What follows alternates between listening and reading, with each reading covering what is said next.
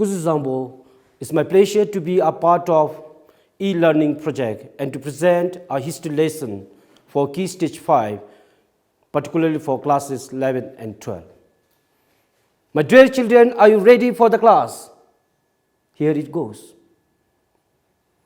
The scenario in Bhutan in the ancient times was different from what it is today. The country was divided into different regions under different rulers. The country also witnessed the arrival of different schools of Buddhism. There was no proper mechanism to ensure the efficiency of administration in the country. Thus, our country was plagued by the factional strife.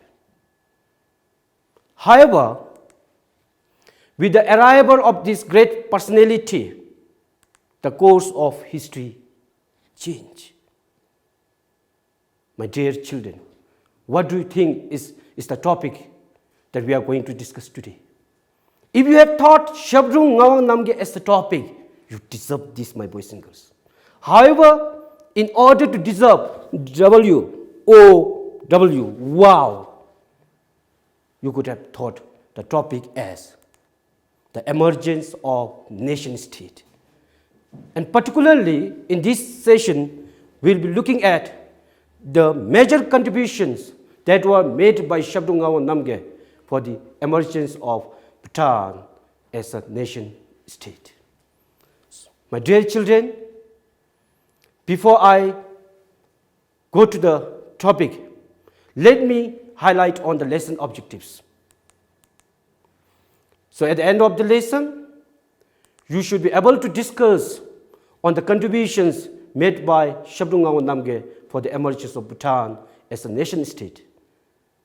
And you should be in a position to give reason or justify why Shabdrung Ngawang Namgyal is remembered as the true founder of Bhutan as a nation state. Now, out of many legacies that were left by Shabdrung Ngawang Namgyal, I will be highlighting on the four major contributions. The very first one is unification of Bhutan, followed by establishment of Chisinidin system in Bhutan, codification of law, and finally, I will be touching on the creation of unique national identity by Shabdrung Ngawang Namgyal. Now, Shabdrung Ngawang Namgyal is said to have arrived to our country in the year 1616. The path to the unification of Bhutan was obstructed by the external as well as the internal opposition. However, Shabdrung Ngawang Namgyal had successfully overcome this obstacle and gradually unified Bhutan in the year 1651. And let me support the statement by using the timeline. Exactly 1 year after the arrival of Shabdrung to Bhutan, that was in the year 1617, Bhutan faced a first Tibetan invasion, which was sent by Sangdesi Phunso Namgyal. However, the Buddhist Pazabs, which were led by Tenzin Dugda and Zachin Choje Doji Gepo, they defeated the Tibetans. One thing that we should feel proud of ourselves, see, Bhutanese defeated Tibetans. Following the events, when Shabdrung Ngawang Namgyal was building Semtoka Zong, he was disturbed by Lam Khanga. That was the internal opposition. Lam Khanga challenged him. However, the combined forces of Lam Khanga were repelled by Shabdrung, and this forced Lam Khanga to drag Tibetans. And therefore, in the year 1634, the second Tibetan invasion was launched by the combined forces of Lam Khanga and the Tibetans. They targeted our country from 6 different directions. However,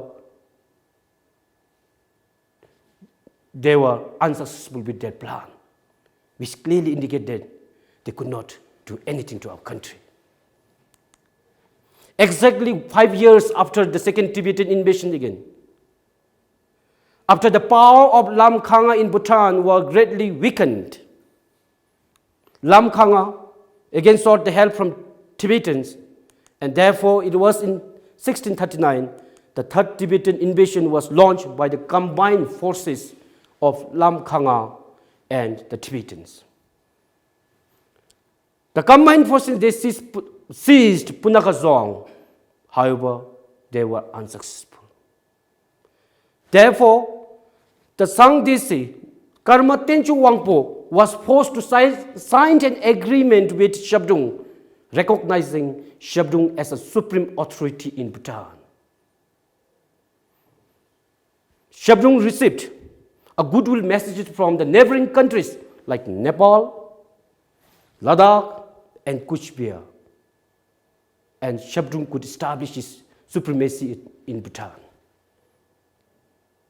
And it was in 1644, that the fourth Tibetan invasion was launched by the combined forces of Tibetan and Mongol army, where they attacked our country from Lodrak in Buntang, and they proved again they were unsuccessful with their plan. And the last Tibetan invasion that Shabdung faced, before Shabdung Ngawang Namgyal permanently entered into a retreat in 1651, he faced the last Tibetan invasion in 1648 to 49. That was the fifth Tibetan invasion. And it was launched, the combined forces of Tibetan and the Mongol armies. Bhutan was attacked from different directions. They even reached to Paro, Thimphu, and even to Punakha. However, they were unsuccessful with their plans, and therefore, in order to celebrate the victory over the Tibetans, Shabdung Ngawang Namgyal instituted Punakha Domche, as well as to mark the gratitude towards the protective guardian deity of Bhutan. Therefore, it was in year 1651, Bhutan was unified by Shabdung Ngawang Namgyal. The 5 different Tibetan invasions came to Bhutan at different times, but were all defeated by Bhutanese. This is a proud moment for all of us as a Bhutanese. Shabdung Ngawang Namgyal established a political setup known as Chesi system, the dual form of government. The system he had established had 2 persons, Jekhimpo to look after the spiritual matter of the monastic system, Desi to look after the political matters in the country. Desi was assisted by many officials whose powers varied. The country was divided into large provinces headed by the Chila or Penlop, such as Tongsa to look after the eastern Bhutan, Paro to look after the western and southwestern Bhutan, and Dagana to look after south central Bhutan. The head of these provinces were known as Chogi Chila Namsum. Once again I repeat, Chogi Chila Namsum, the 3 regional monastic superintendent. The other regional heads who had equal status with the Chila Namsum were Thimphu Zongpen, Punakha Zongpen, and Wangdi Phodang Zongpen.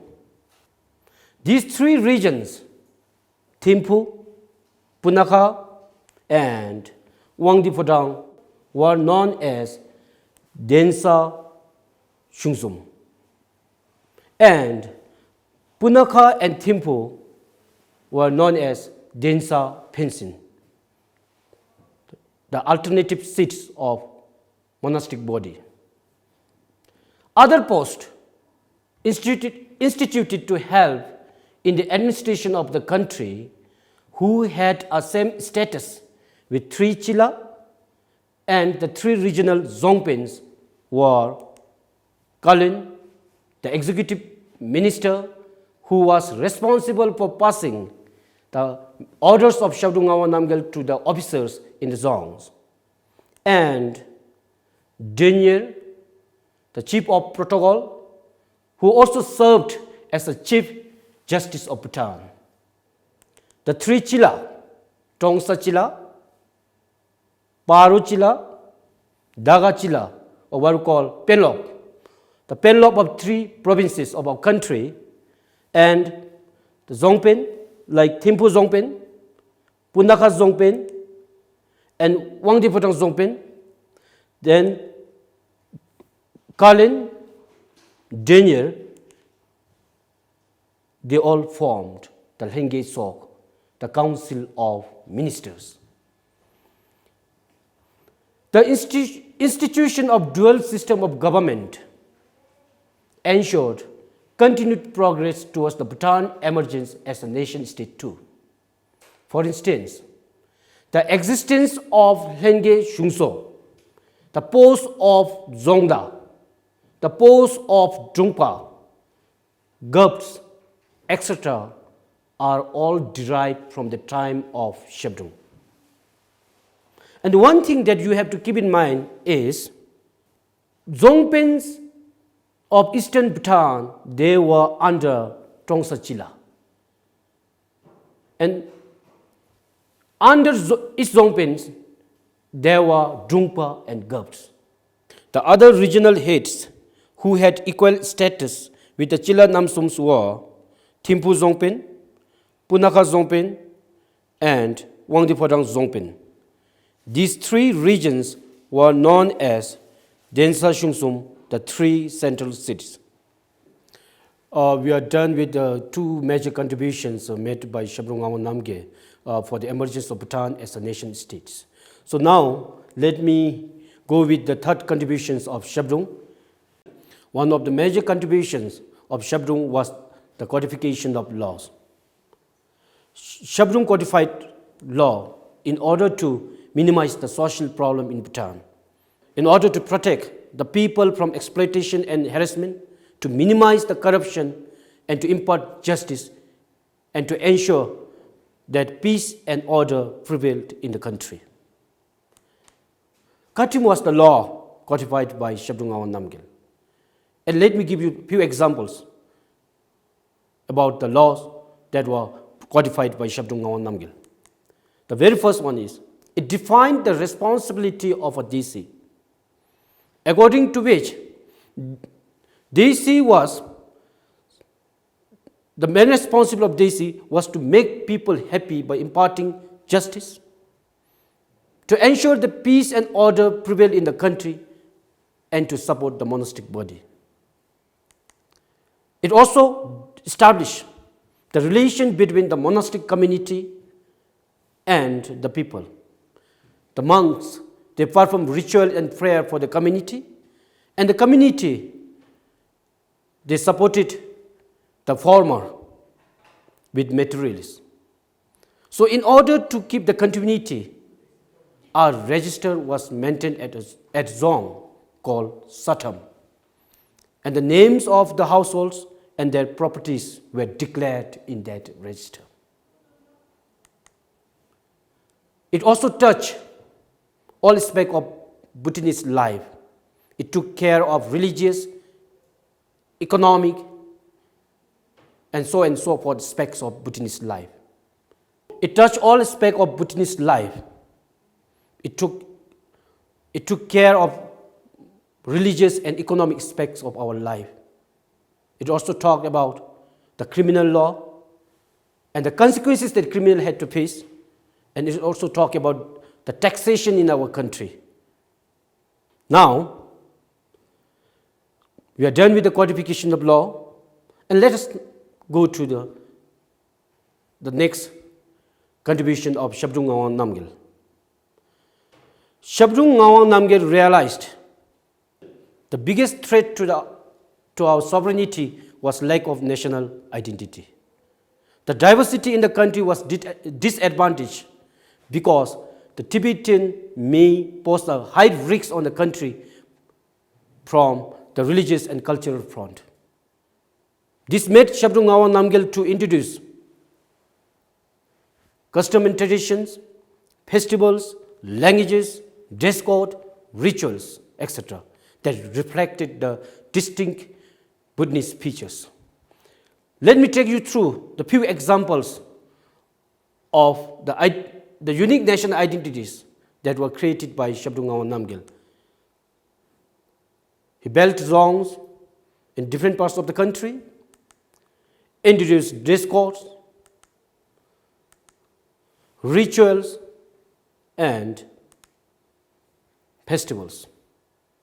Today, the identities which were created by Shabdrung Ngawang Namgyal has become one of the strongest weapons to safeguard our sovereignty. The dress that we wear, the language that we speak, it helps us in distinguishing ourselves from the others. Now, my boys and girls, to sum up the lesson, today we have gone through the contribution of Shabdrung Ngawang Namgyal, like Shabdrung Ngawang Namgyal unified Bhutan. He established Chesiniti system. He created a national identity, and Shabdrung Ngawang Namgyal codified a law in our country. So having learned all those things, I want all of you to go through a question, read it, write the answer accordingly, and submit it to your respective teachers. As a responsible citizens, how can you contribute to the nation in preserving and promoting our unique national identities? Once again, I repeat. As a responsible citizen, how can you contribute to the nation in preserving and promoting our unique national identities? So I'd like to request all of you to copy the question and then write the answer accordingly and submit to your respective teacher.